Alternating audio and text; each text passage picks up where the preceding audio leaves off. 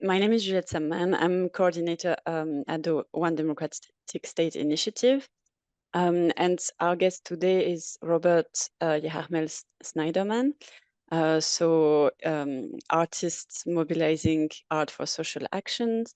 Thank you, Robert, for being here today. Thank you. So, thanks. So today we'll discuss art, Palestine, and identity. And I'm really looking forward to have your perspective and discuss your work around this theme. Before I start with these questions, maybe you can tell us a bit about yourself. Yeah. So um so yeah, I'm a poet artist. And um I I've mainly I guess I'm mainly concerned with creating sort of, I guess, social rituals, you could say, like large scale social rituals or social performances um within communities and situations. And most of the work that I've kind of been focused on is around the politics of memory and the way that that's situated in particular spaces that have particular histories and face particular struggles, and sort of tying those histories to the present in innovative ways that also that's not just about kind of enacting my own vision, but it's about kind of bringing out the vision of the people who live there, and in a kind of collaboration. And a lot of the work that I've done so far is in kind of between, I guess you could say, like post-Holocaust spaces in Europe and the struggle for liberation in Palestine.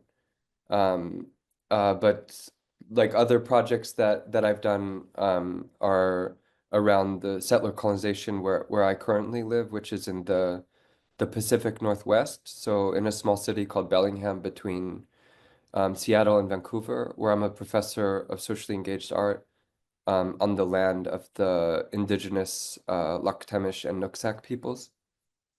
And I'm also recently working on projects in the Kurdish diaspora, particularly in relationship to Rojhelat, or Iranian Kurdistan, and the struggle for freedom and the protection of the land from an kind of feminist ecological perspective there. So I grew up, I'm the fifth generation kind of Jewish American in the Philadelphia area, just the traditional lands of the Lenape people, who were dispossessed in the 18th and 19th century, and now have land in Oklahoma. So everywhere I've lived has been a place of dispossession and colonization, and part of kind of encountering that or understanding that has been has been important in the last years. So yeah. Mm. Yeah, that's fascinating. I like that you create link with different situations of oppression as well. So you said that your work involves Palestine as well. Can you share a bit what you do in relation to that? Yeah. So I guess I'm trying to think of the kind of beginning of it. Um,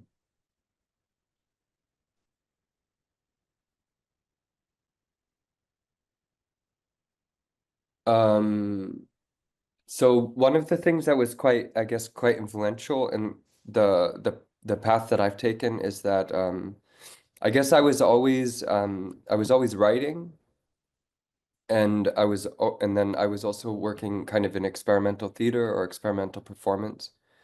And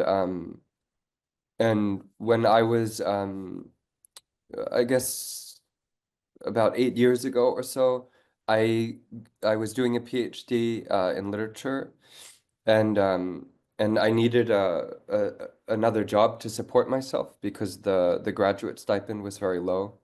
And I got a job at or I started working for a Jewish museum, like a history of basically it was basically a history of Jewish settlement, settler colonization in southern Arizona. And they had opened a kind of Holocaust museum, which is not uncommon in the US, and we could talk about kind of the politics of that. But and it was directed by someone actually who had for that world a pretty radical approach. So the museum was more of a museum of genocide, as something that occurs on a spectrum. And so we were kind of educating the public on a number of genocides, and we were working with people who specifically fled Europe and other places, and then ended up in the city that we were living in Tucson. And so kind of situating it in real life and like in where we were living. And we were also kind of we had stuff in the museum that was also pointing out the processes of dispossession and racialization, like in the neighborhood that we were located in, which uh, were basically the whole population that had lived there, which was mostly Mexican American, but also Syrian American and Japanese and Filipino American, that they had been dispossessed of their homes in order to kind of restructure the city. And in maybe 20 or 30 years before.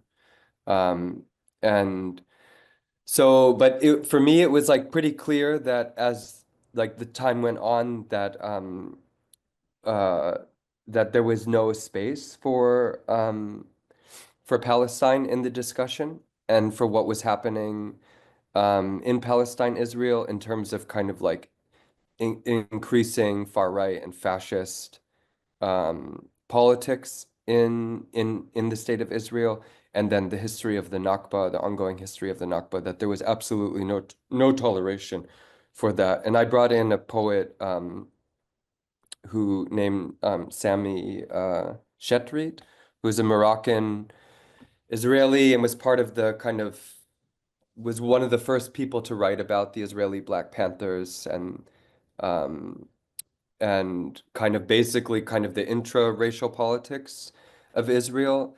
And he came in and like read this long poem, which was dedicated to Mahmoud Darwish, and there was this big fight in the at the event, and they were like, "I can't believe you invited this guy," and but I had a couple of encounters in that museum. One with a woman named Rula Khalidi, who was a local Palestinian activist in Tucson, um, and part of the married into the Khalidi family, important kind of intellectual family in Palestine. And I learned a lot from her, and just like kind of be invited her to the museum because we were organizing outside, and like just being in the museum with her and kind of talking was like very influential. And so, like, the reason why I bring up the museum, I guess, was because it was a space where I kind of saw the way that my work as an artist could intersect directly with working with community and working with space in a very kind of localized sense, but also that was connecting to like global kind of historical circuits and relations and moving populations, and yeah, and dialogue. So I that's kind of where it really started. I mean, of course, there's like a longer kind of history around, the way that I grew up in Zionism and kind of early discomfort with its language, and and kind of and then figuring out what that meant. But my first really work on Palestine was in Berlin in 2018 during the Great March of Return in Gaza. And I formed a kind of artistic dialogue with two artists who were very influential. One is Nahed Mansour, who is a performance artist from uh, is it Tripoli in Lebanon? And the Palestinian sound artist, musician, and composer Dira Kalash, who I continue to work with. And basically, I was working on a piece called Lost in Jüdische Friedhof Weissensee. And it was a piece where I was sort of trying to like read through performance actions this what is the largest intact and active Jewish cemetery in Europe after the Holocaust. And so it's in East Berlin, or the former East Berlin. And for me, it was a really interesting space because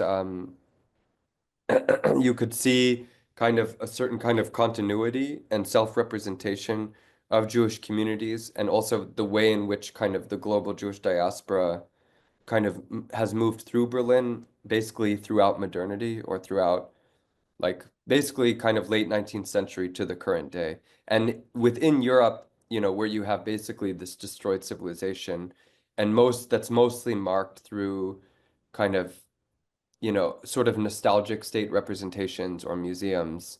Like this was a space where you could see the way that Jewish Europeans represented themselves in the late 19th century, like at these different moments in kind of European and German history. So like where Jews were very kind of nationalistic in a German sense, where Jews were burying themselves as fugitives, during the Nazi regime, where it's mostly where all of the gravestones are in Cyrillic because you have this kind of Soviet influx into East Berlin, and then to the day. So I was kind of working on that, and part of what I was interested in was actually like the reason why I was working on that cemetery was because I ended up when the first time I went there, I ended up kind of getting lost inside of it. It's very large. It's this forest. It's overgrown. It's very disorienting. And I thought that I was locked in, and I was very worried about kind of having to, this is like a totally like kind of crazy thing, but like I was very worried about having to like climb out of, because I couldn't actually find the gate, and I was thinking about like climbing out over the walls. And I was very worried about kind of people thinking that I was vandalizing the cemetery. Because there's a very like high, kind of heightened sort of psychotic sense of protection, like paternalistic protection that especially the German state, but many Western European states have towards Jewish institutions. And so often there's like armed guards outside of them. Um, and yeah, and that didn't end up happening, but I was kind of fascinated by like that sort of internal imaginary situation that I had created, and like kind of being afraid of like being seen as someone who is trying to desecrate a place that I actually felt like I kind of belonged to in a way. And that made me think about kind of the relationship between this space and securitization. And so quite quickly, like that, I ended up in kind of the politics of like the Zionist politics within Europe and within Germany in particular. And when the Great March of Return broke out, while I was doing this project, which was like a roughly 6 month kind of durational performance, in collaboration with this sort of with this cemetery. Uh, there was a particular moment, I think it was like the first kind of massacre by snipers of the Great March of Return. And then I decided to do these walks across Berlin, where I would be kind of walking from the cemetery to a kind of site that's related to the Zionist politics in within Berlin. So the Israeli embassy, sites of former sites of Nazi deportation of Jews in the city, the largest Palestinian commercial district in actually in Europe, as I understand, which is in Neukölln or Sonnenallee in Berlin. And so I had on my back, I had painted, I actually have the shirt here, but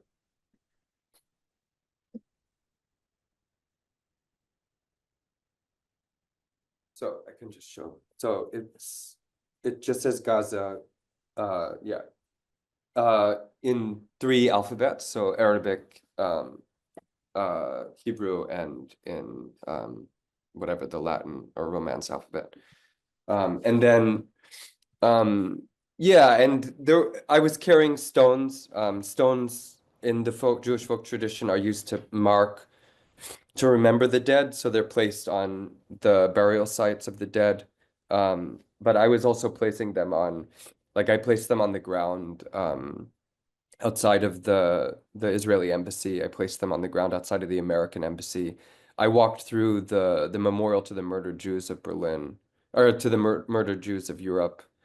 Um, yeah, I walked through the main district of cafes in Sonnenallee. Like this was in the summer, so there's lots of people in the cafes, and I had a little text that basically said, "This Jewish body walks in solidarity with Palestinians' right of return.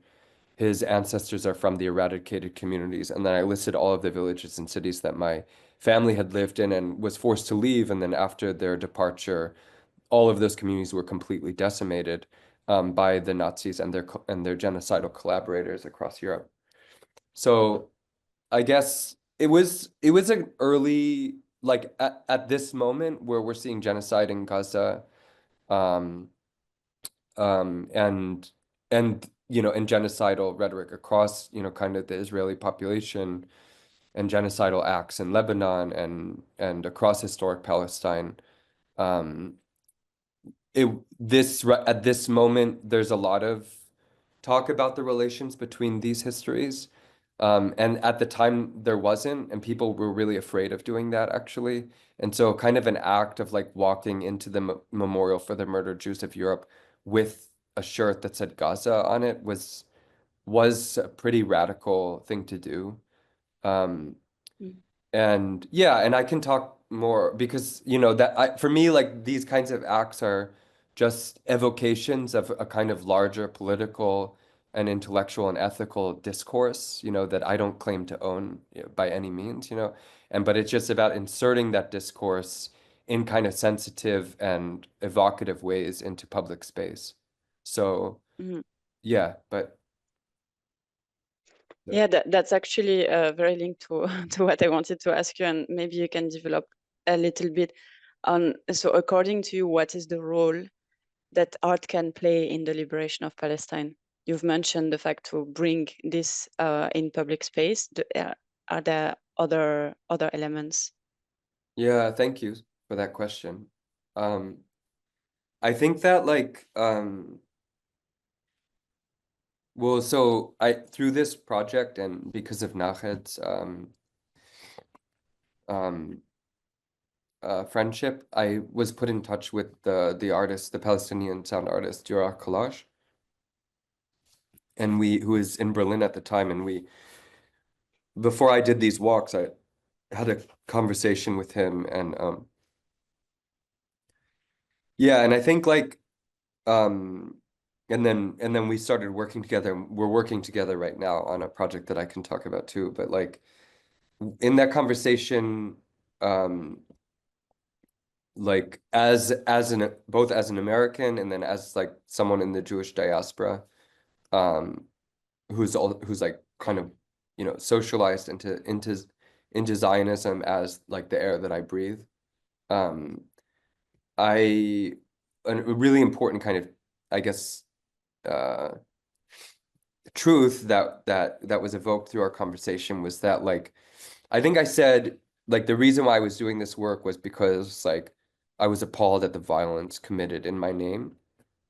Um, and he said something that was like to the extent of, like, even if there was no violence, it would still be like this would still be a problem.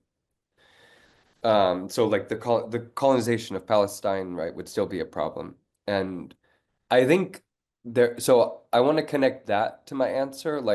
So like a lot of times and I think this is also connected to ODSI and especially like kind of the importance of ODSI at this moment of such extreme levels of violence, where a lot of people are mobilized, but in reaction to the violence, you know. But like that kind of the thing that needs to happen, the thing that the violence is merely a symptom of, or not merely, but is a symptom of or a repercussion of, are these much kind of, I guess, deeper, uh, like more deeply ingrained systems and processes of socialization, of social relationships, of of consciousness, of orientation, and I think that these kind of substances, you could say, of our existence, they exist and they articulate themselves through through our cultures and the way that we come together like in culture and across cultures. And I think that's the place that where art works and where art transforms. I think the other thing that I want to say is that like something that I learned from Durar is that he gave a talk to my students. It was a talk on sound art.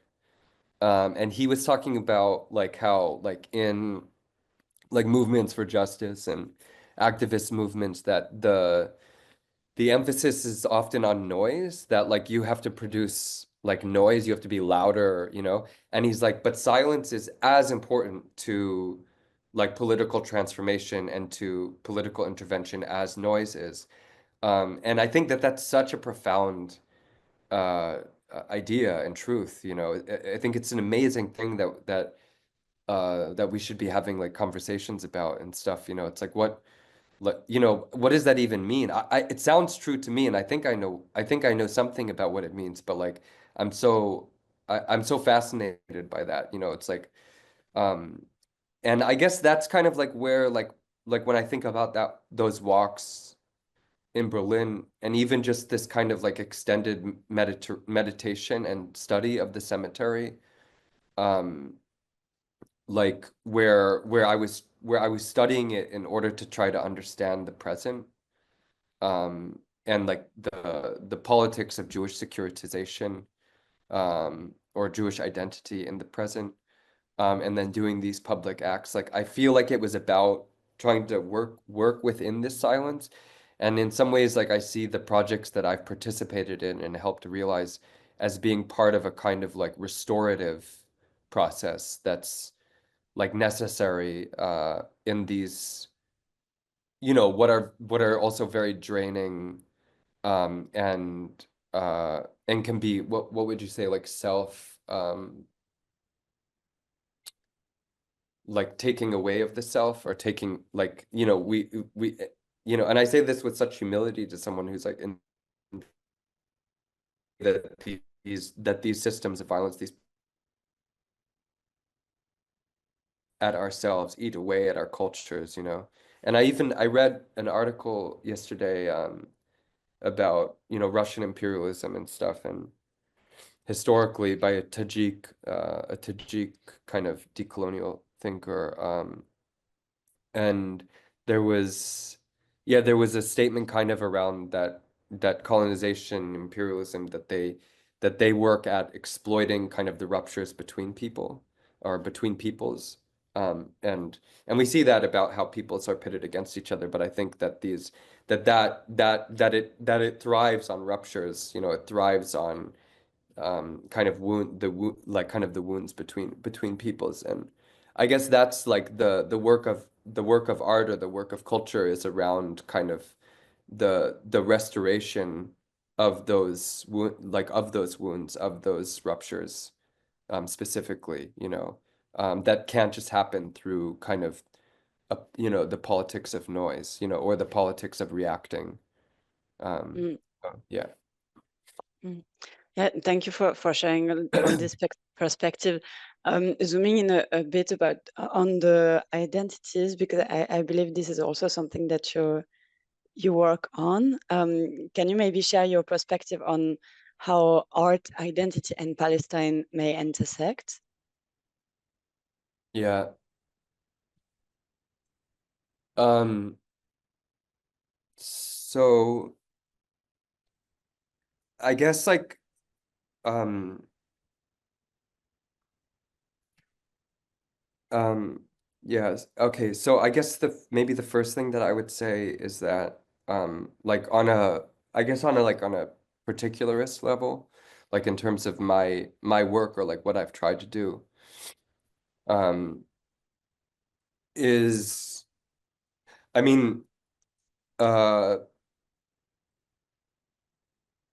so maybe I'll reference like another piece at this moment too, um that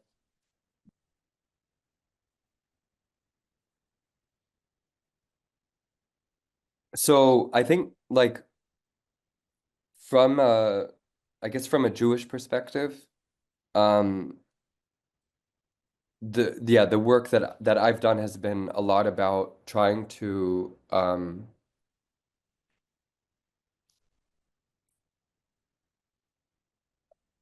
I guess decolonize um like the Jewish body.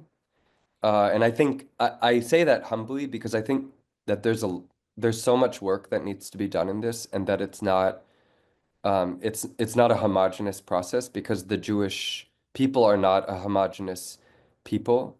And I can really only speak from like a an Ashkenazi perspective, in some ways an American Ashkenazi perspective, which is to say the Jews descendant of Central and Eastern Europe. And there's so much important work done, by someone like Ariella Aisha Ajulai, who's talking about this, but from the position of being, Algerian, uh, an Algerian Jew, and so.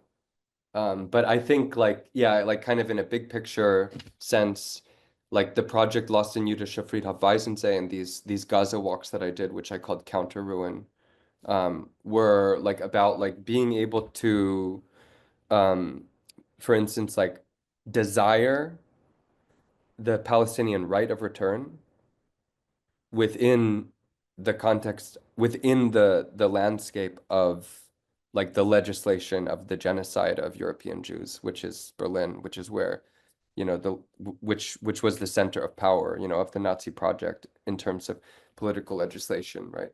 And I think like so in just in the call, like this Jewish body uh walks in solidarity with Palestinians' right of return, and then his he's from these eradicated communities. So it's like kind of bringing the history of anti-Jewish ethnic cleansing into a direct relationship with the continued ethnic cleansing of Palestinians from historic Palestine. And I think it's like, I guess the that the place of identity in that sense, like if we say art does what I said in terms of its participation in political struggle as a restorative act, as an act that exceeds kind of noise, but maybe, at least for me, goes more into this kind of the efficacy of silence. Um, Mm. uh, like that it creates kind of images and I guess symbols of um, uh, like of a kind of commons, I guess you could say, where peoples aren't pitted against each other, which is so necessary um, for all of these dispossessions to have occurred and for them to continue to occur. And I think like when at ODSI we talk about the depoliticization of identity, like I guess it's kind of like we do have to source from these uh these kind of stories and these histories that are much more complex and kind of I guess much more detailed actually than the histories that many of these kind of ethno-nationalists and colonial entities want to give us. So like for instance, the when I think of Palestine, I don't just think of like my friend Dirar or of the artist house Dar Jasser in Bethlehem, or the Wonder Cabinet, or people, Youth Against Settlements in Hebron, or right, or like the Palestinian Red Crescent in Gaza, like these kinds of institutions and collectives. But I also think about like all of these Jews who lived in Palestine before and called it Palestine, or people who were in the diaspora, and to them it was Palestine, and people who fled at different stages of history, like the Spanish Inquisition, to go to Palestine, and were in Palestine, and were Palestinian. So I think it's kind of like these, I guess, these deeper commons, and I guess that's, um, Yeah, I get maybe uh I don't know how satisfying an answer that is, but I can It leave it is there for actually now. We can build on the it. Yeah. there are different things that you said that I found really interesting, and you also responded to my next question, which was your perspective on the depoliticization of identities. Yeah. So that's really great. Um, the so we are talking about depoliticizing identities. I was wondering how you feel also with your work working as well around the Jewish identity. Um, and we see different pro-Palestinian groups that are like how to say their support with Palestine is organized uh, around groups that can be seen as identity based. So that can be Jewish pro-Palestinian groups, Muslim pro-Palestinian groups, queer pro-Palestinian groups, Black pro-Palestinian groups. So I'm wondering what is your perspective on these, on like really like doing this relationship with both building a relationship with the between the Palestinian identity and another identity, but also having this identity-based support when we are trying to depoliticize identity. I don't know Yeah. if you have like a opinion on this, or if you can share your perspective. Yeah. Um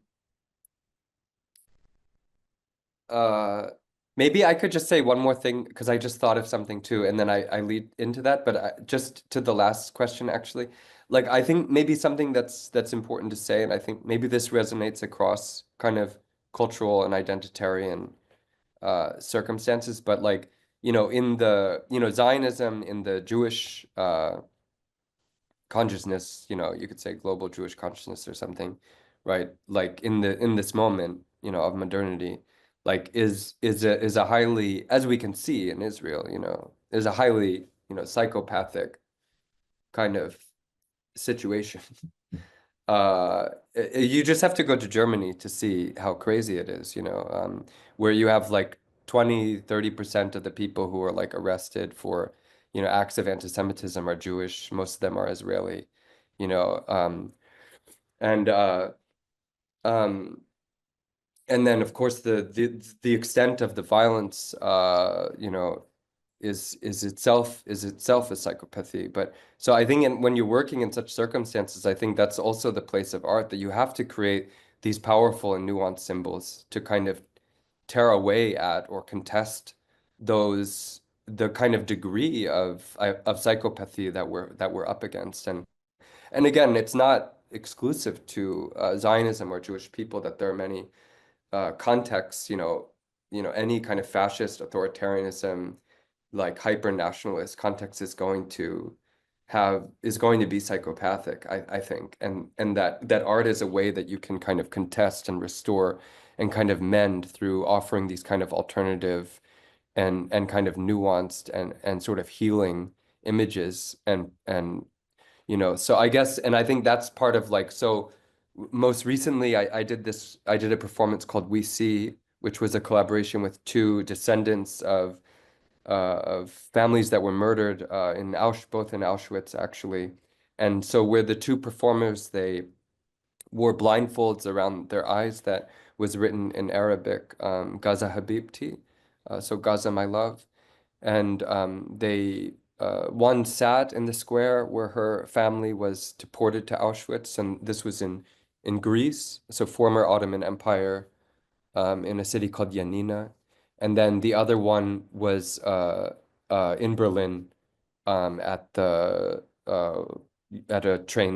former train station. And the reference was to the visual. So the visual reference was, I mean, the idea was that like the state blindfolds us, Zionism blindfolds us.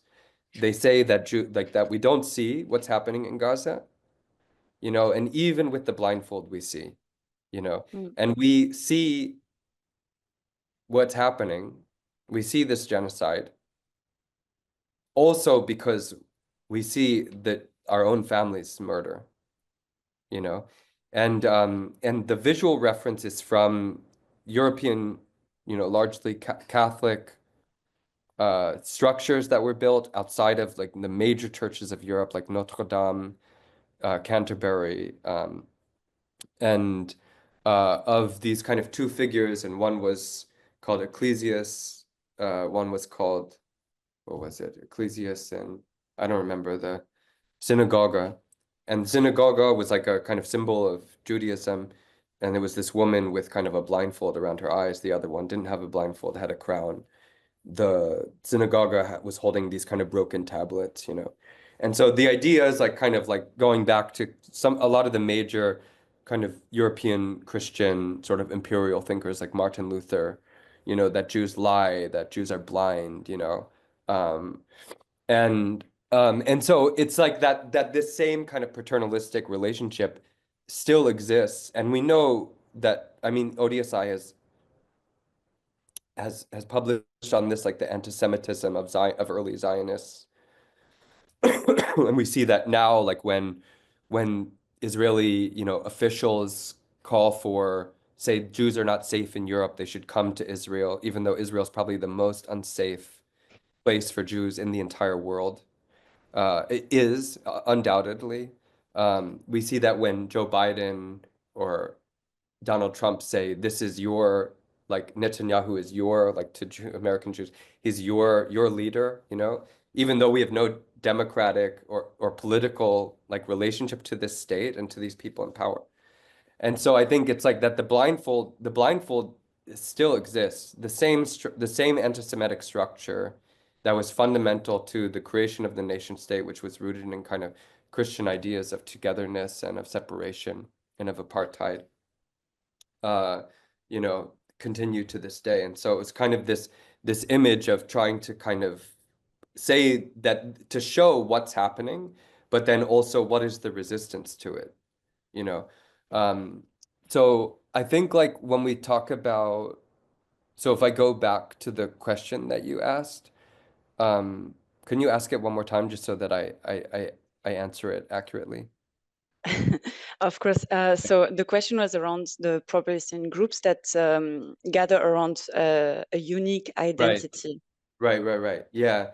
Yeah. So I think, I mean, this action was definitely like such an action. And it's like there have been other actions from Jewish perspectives, of like, the like recently, like the occupation of the I don't remember exactly, but an important political hall, I think maybe a kind of Congress in Ottawa. So the main kind of political legislative hall in Canada by a Jewish group, the occupation of Grand Central Station by Jewish Voice for Peace. And then there are other instances too, and also kind of like there's a group that I follow, basically kind of Egyptians who are contesting their own government's complicity in the genocide. And so I think that these groups are important in terms of, I guess, what I was speaking about is kind of performing and evidencing like a counter logic and a subversion of what their states or what their leaders are doing and are saying. So like we have to perform subversions of those like of those announcements and of those logics and of those policies and of those masks, basically. Like we have to kind of tear the mask off, which I feel like is like what the piece we see did or something, or, at the time of my piece, Counter Ruin, it's what it did for kind of the rhetoric around Jewish safety in Berlin during the Great March of Return. So, but like, so I think that pe people have to do that because we see how kind of like, yeah. So, but at the same time that I think that it's a means.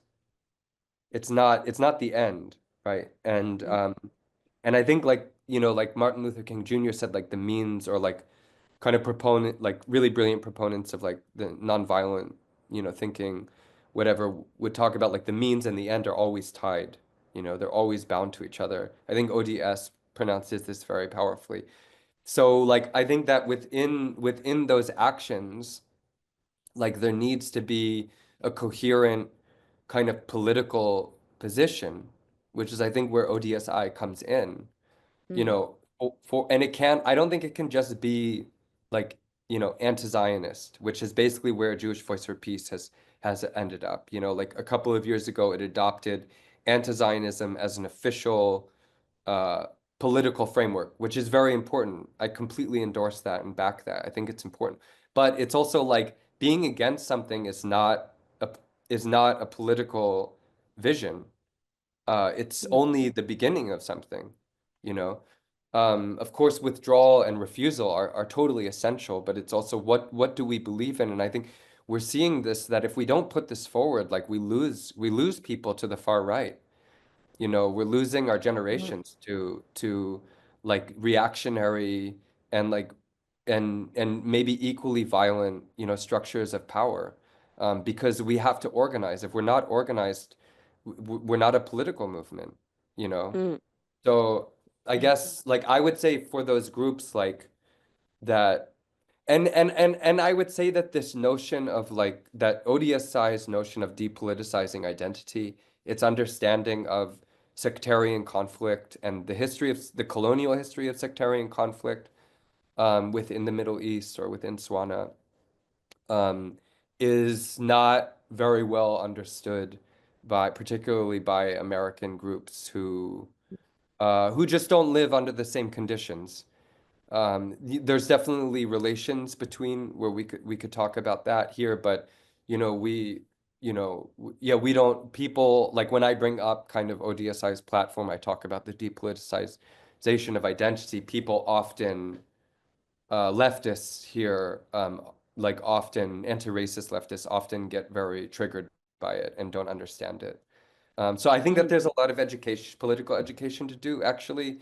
And I think that people too readily connect or equate kind of what's happening in the Americas or in North America to, what's happening in Swana. Um, and it's not the same thing. It's mm, not the same conditions, So, and there's also a lot that we can learn from what's happening there too. So, yeah.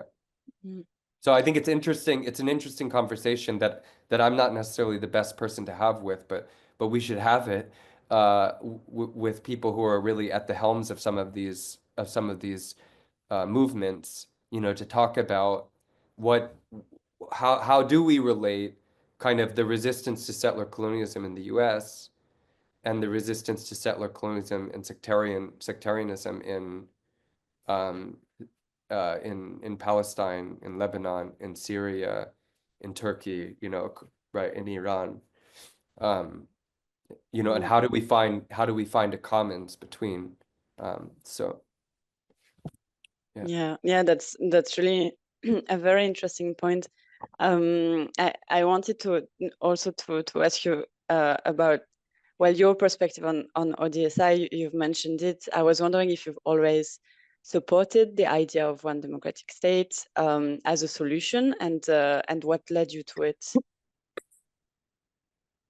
What was the last part? I coughed while you were saying it. What led you to it?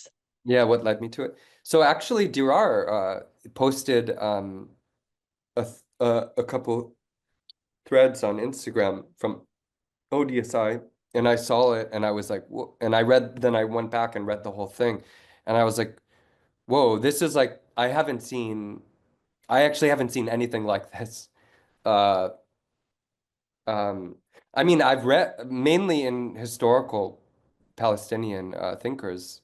Um, I'm thinking of, um, yeah, like I'm gonna butcher his name, but in the Palestinian poet who was assassinated by the Mossad, Wael Zweiter, who I learned about through the Palestinian artist Emily Jasser's project about his assassination. Um, and yeah, besides like someone like his writings or maybe reading Mahmoud Darwish, again, a lot of my kind of political formation was through artists and poets. Um, So like my first politicization, like explicit politicization on Palestine was like reading interviews with Mahmoud Darwish and then being like, oh, like Israel like imprisons poets.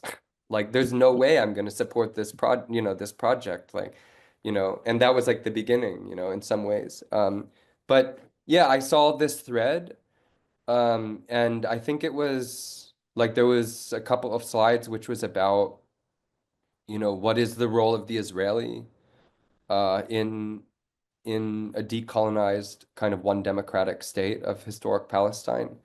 And it was something that that deeply pleased me, because I want to have something that I can bring back to my communities when I'm Mm. advocating for decolonization.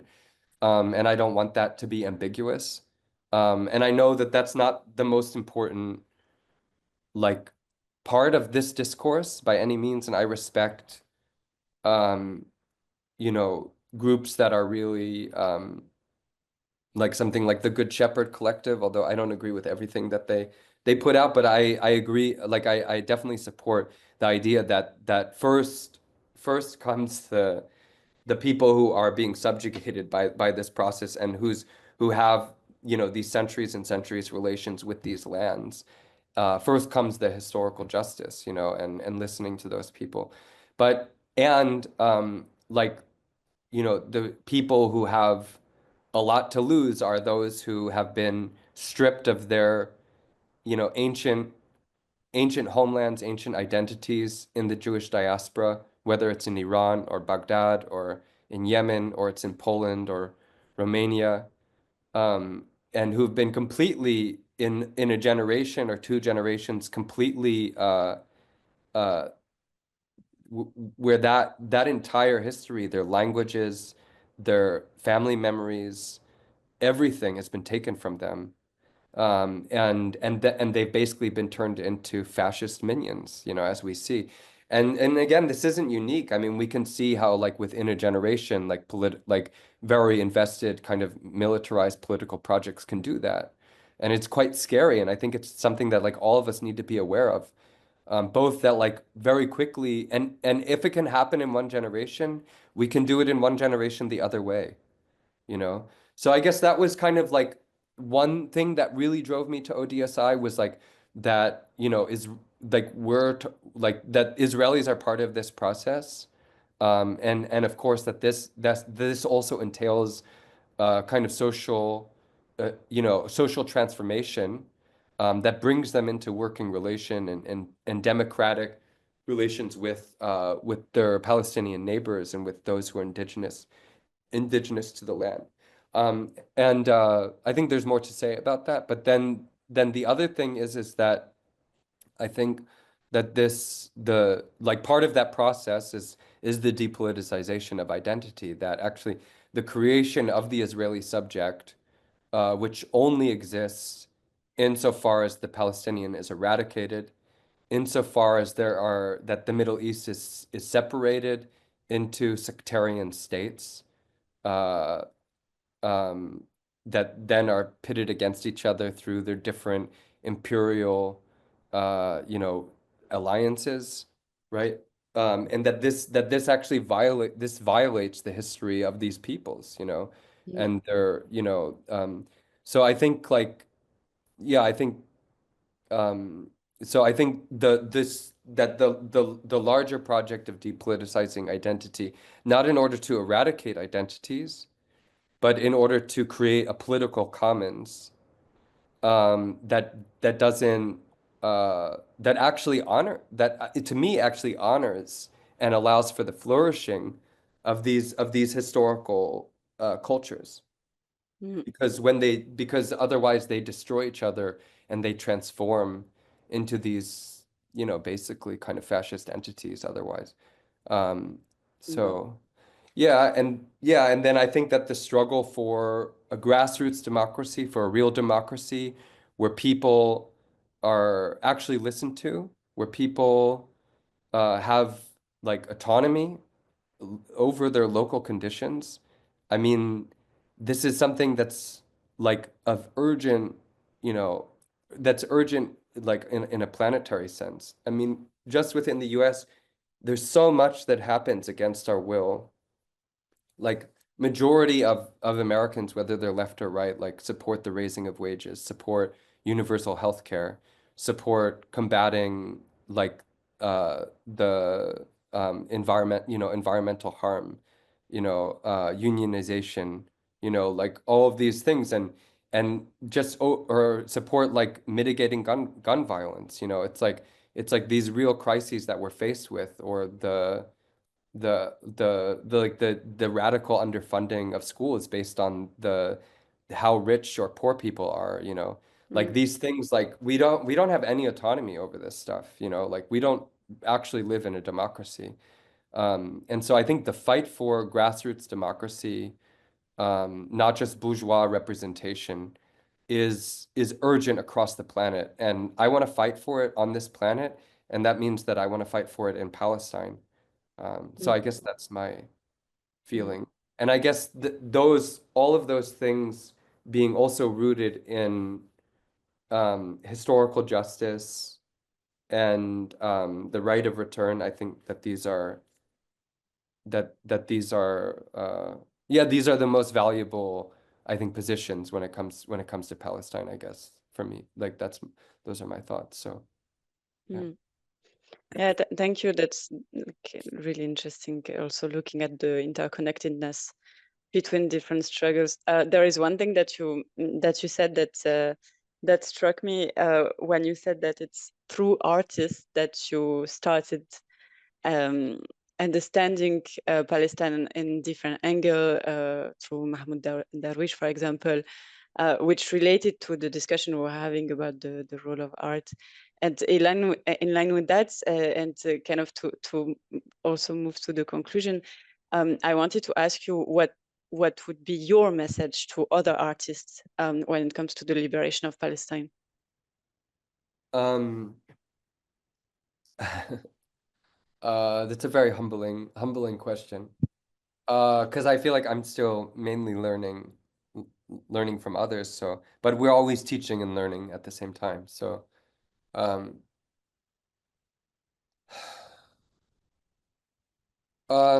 okay. So one thing that I would say is work together, like work with others, um, to both teach and learn at the same time. Everything that I've done has been everything that I've done of significance in the last 10 years has been through collaboration. Um, and that a huge part of like making art is actually not like, even when you're making that, making as an act of listening. Mm, And so this, I guess,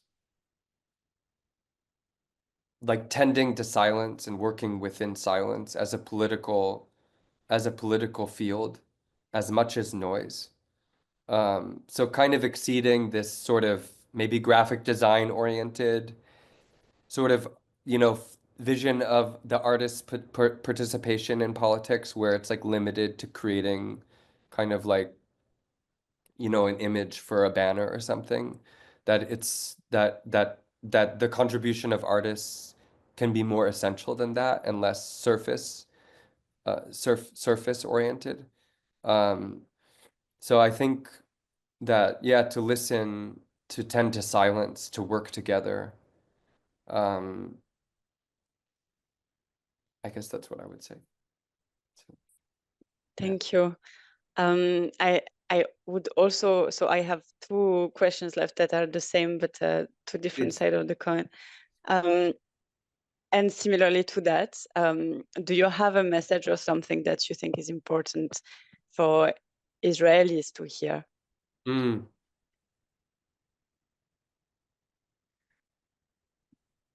Um, so one thing is that my politics has been as informed.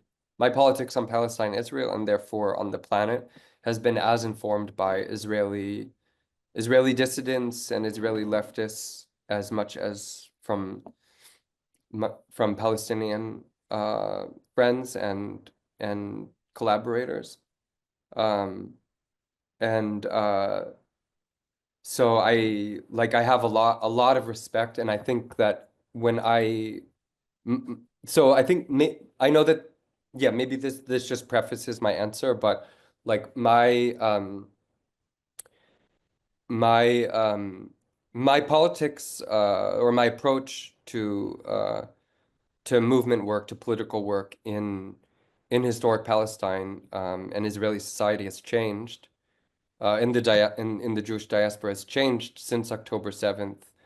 Um, uh, Whereas I feel like, before, um, I think that it was very easy for me to, call for the decolonization of Palestine, um, and for the yeah, and I think what that meant for me was like, uh, more or less a kind of departure. Like, I think implicitly, like, where like Israelis should basically just leave, um, and kind of withdraw themselves, just like withdraw from the region, from the situation. And maybe that was influenced by like a lot of the leftist Israelis, the anti-colonial Israelis that I became friends with and learned from, were basically people who did that, people who left. And I think it's really easy to say that as an American, actually, someone with like pretty privileged citizenship. Um, and I know that there's a rhetoric around that Israelis have like multiple passports and stuff, and sometimes that's true. And there's also a lot of Israelis who are subjugated by their own, by their own state, who are not in a position to, to just leave or whatever. And I don't think that that's actually a resolution. I think it's very naive, right? So I think that that's kind of I think that there's a lot of kind of speaking down to Israelis, like implicitly, from Jewish American activists, for whom for whom their citizenship, their political existence is very safe, one of the safest in the world, in a sense. Um, and I think that, I think that for me, like, the thing, after kind of listening to Palestinians and following the organizing and the cause of Palestinian civil society, that one of the most important things that I can do is follow the Israeli, decolonial left. Projects like Zocharot, that does Nakba education, advocates for the right of return, tries to plan the right of return with Palestinian groups. The journalists at like 972 Plus, and I think there's a lot of other groups too that I'm also not aware of, but those are groups that I feel like I need to follow, I need to listen to, I need to support, because they're on the front lines of this struggle. They after Palestinians, and other subjects, of Israeli settler violence, that they have much to lose, and we can see how quickly that they can be written into, settler violence, or regime violence, whether it's being imprisoned for refusing to serve in the military, as we see, or it's going and participating in the attempt to hold on to lands, in historic Palestine against, settler violence. Um, and My message to Israelis is, I guess it's one, is that, like, within the vision of one democratic state, that depoliticizes identity. That one is that that the depoliticization of identity, the work of bringing historical justice, is is like a planetary project. Like, there's the seeking of historical justice in Palestine. For me, that the repercussions of seeking historical justice for Palestine, the project of land back, the project of the right of return, is also a matter of those same processes of occurring in Iran, in Iraq, in Yemen, in Spain, in Poland, in, like, for Jews. It's like that this process, like, has to happen. And I think, And not that the answer is that everyone goes back to where they're from. Also a lot of Palestinians, like though they probably deeply desire more than anything to go home and to have access to their home, they might also not want to leave where they've ended up, whether it's Spain or whatever, you know, that they also love and are committed to the societies in which they end up. So I guess um, I guess to see this process within a planetary struggle, that we're only going to be more unsafe if we continue constructing this suicidal, hyper-nationalist kind of settler vision. And it's so clear that that's happening, and that we're increasingly vulnerable, increasingly unsafe, increasingly isolated, increasingly like harming our own legacies, our own languages, our own past relations, you know, and just seeing like kind of everything uh, rely on this one imperial power in the US that might not even hold on to its global hegemony for that much longer. It's a deeply unsettling and unsafe position to be in. I see the Israeli project as as a process in which Jews are actually losing themselves, is where Jews are learning how to hate themselves, you know, and that it's really on you, and I want to support you as Israelis to actually radically transform that. And there's very little on this earth that I would rather support than such a transformation. So, Mm. Thank you. That's I mean, really inspiring, I think. And so maybe a bit similar of a question. What would be what would you want to say to Palestinians? mm,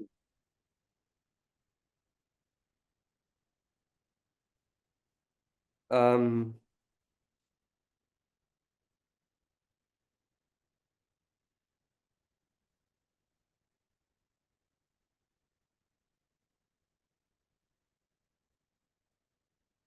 okay, so this, um,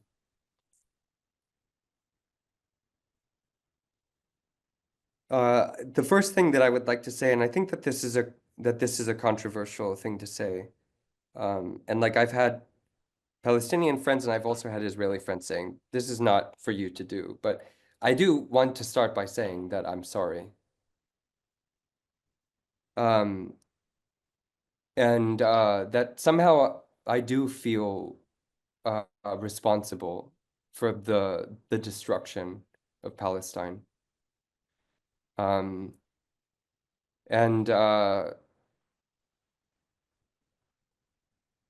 um, I said this to my friend Durar after like the immediate kind of mass bombings, genocidal bombings um, that began on October 7th. Uh, and I remember like he was like it's not on you like to apologize. It's not on Judaism that this is colonial violence. And the good thing is that colonial violence never lasts forever.